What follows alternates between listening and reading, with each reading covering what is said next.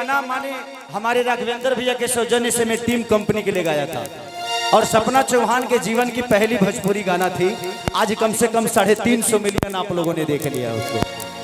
तो चाहे पिया कमाई कुल्ही उड़ाई रे गइलाना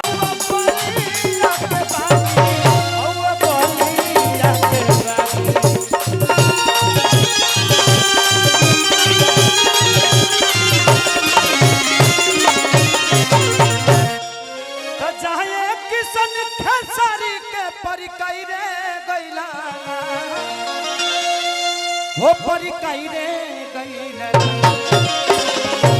एगो नचनिए कारण एगो नचनिए कारण कन्या भुलाई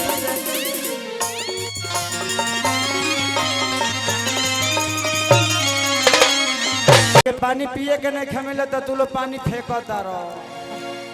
गजब रे गजब। एक बार तनी और ड्रोनवा घुमवा दी, ड्रोन घुमवा दीजिए एक बार, देख लीजिए जिधर से पानी फेंका जा रहा है कौन फेंक रहा है। उसके बाद कल उसके दरवाजे पे अरे हवे स्पार्क होता रे बाबू, वहां से हट जाओ आप लोग, वहां से हटिए। वो स्पार्क हो रहा है, लाइट स्पार्क हो रहा है, किसी पे गिर जाएगा। वहां तुरंत किसी को भेजिए, तुरंत किसी को भेजिए, वहां का लाइट कटवाइए भैया, वहां से लाइट हटा दीजिए जल्दी, वहां से लाइट हटा दीजिए। तो अरे यार प्रशासन तुम्हारे अपनी गलती से चीजें आप लोग अपना नुकसान कर जाओगे। प्लीज समझा करिए आप लोग, ये व्यवस्था आप सबके लिए की गई है ना। वहां से हटा दीजिए, वहां से लाइट काट दीजिए, हाँ लाइट काट दीजिए।